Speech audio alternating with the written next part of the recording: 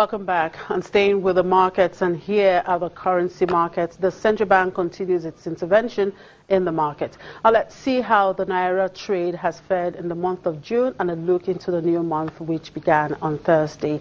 FX dealer with Wema Bank, Linda Chukuma, joins me now. Hello, Linda. Thank you very much for joining us.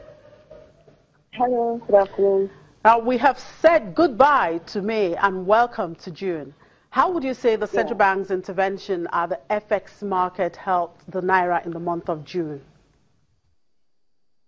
As at Tuesday, CBN intervened and they sold about $482.6 million in the market, which has impacted greatly on the parallel market rates, the impact on the parallel market rates, and also their sales to BDCs as well. From Tuesday till now, the Naira has gained about 10 Naira from 375 on Tuesday to 365 as at today. So CBN continues the intervention of FX to various sectors of the market as impacted greatly on the parallel market rate. You can see that the gap is really closed now between the black market rates and also rates for SMEs and individuals as well. Now, do you see more interventions from the CBN in the new month? Of course, absolutely.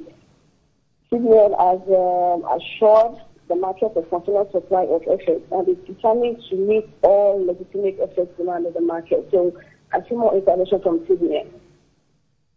All right, in terms of Naira trade versus the dollar, what are we likely to see at the close of markets today?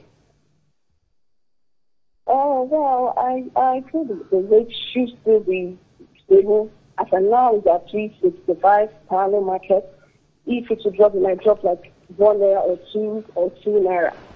But for the interbank market, it's at 305.45 at the moment. And what does next week hold for the currency markets? Yeah, we expect the Naira to appreciate further with continuous supply of FX into the market. All right, thank you very much for your time, Linda Chukuma, FX dealer with Wema Bank. We move on now away from the markets. Barclays has announced the sale of its Zimbabwe bank to Malawi-listed First Merchant Bank as the British lender continues its exit from Africa. In March, it announced it was in talks on the sale of its stake in Barclays Bank of Zimbabwe as part of a broader exit from Africa to refocus on the United States and Britain. Barclays did not announce a price but said the deal would remove £292 million in risk-weighted assets from its balance sheet. All 700 Barclays Bank of Zimbabwe employees will transfer to the new owner. The deal is expected to be completed in the third quarter of this year. Barclays cut its stake in Barclays Africa Group to 15% on Thursday, ending more than 90 years as a major presence in Africa. And ratings agency Fitch has affirmed South Africa's sub-investment grade rating with a stable outlook, warning weak economic growth remained a key risk. Fitch downgraded South Africa to BB plus from BB minus on both foreign and local currency debts in early April after a cabinet reshuffle that saw former Finance Minister Pravin Gordhan dismissed. Fitch says South Africa's ratings are weighed down by low-trend GDP growth, sizable contingent liabilities, and deteriorating governance. Meanwhile, South Africa's Treasury says it remains focused on fiscal consolidation and improving economic growth after Fitch Ratings Agency affirmed its sub-investment grade rating. In the meantime, Turkey's mobile operator Turkcell says $4.2 billion lawsuit against South Africa's MTN over a disputed Iran license will go ahead in South African court after years of delay. Turkcell alleges that the South African mobile company used bribery and wrongful influence to win a lucrative Iran license originally awarded to Turkcell. MTN has rejected the allegations and has reiterated its stance that the lawsuit had no legal merit. Istanbul-based Turkcell first brought the suit against MTN in the United States in 2012. A year later, it withdrew the U.S. suit and filed in South Africa, where the case has been stuck in procedural wrangling since.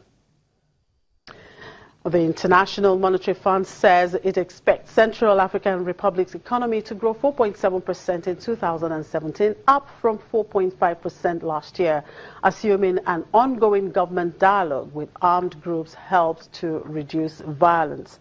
Central African Republic is receiving financing under a $116 million extended credit facility first approved by the IMF Executive Board last July to help the war-torn country's economy recover from years of conflict. The country has been plagued by inter-religious and inter-communal conflict since 2013, when the mainly Muslim Selaka rebels seized power, prompting reprisal from the anti-Balaka militia, many of whose fighters are normally Christian. In a statement at the end of a week-long staff visit, the IMF says economic progress under the credit facility was broadly on track, and that the government was committed to increasing social spending and public investment. Average inflation is expected to drop to 3.8% this year from 4.6% last year due to increased food supply. And in Egypt, Ahmed Said Omar has built a compact minicar that looks to challenge the popularity of three-wheeled imported auto rickshaws in the city's busy streets. In his workshop near Cairo's pyramids, Ahmed Said Omar has manufactured a mini four-wheeled vehicle that he hopes will fill a gap in the market. Omar's minicar, a rectangular vehicle made of a solid steel body, which seats up to 6 people, is cheaper than the widely used imported auto rickshaw, which is not much more than a covered 3-wheel scooter with a passenger bench, because the minicar is almost entirely locally produced.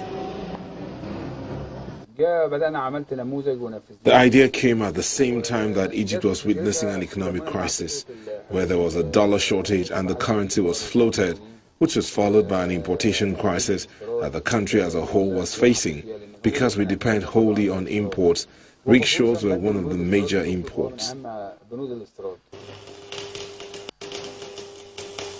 Prices of imported products have soared since Egypt devalued its currency in November as part of measures to stimulate the economy.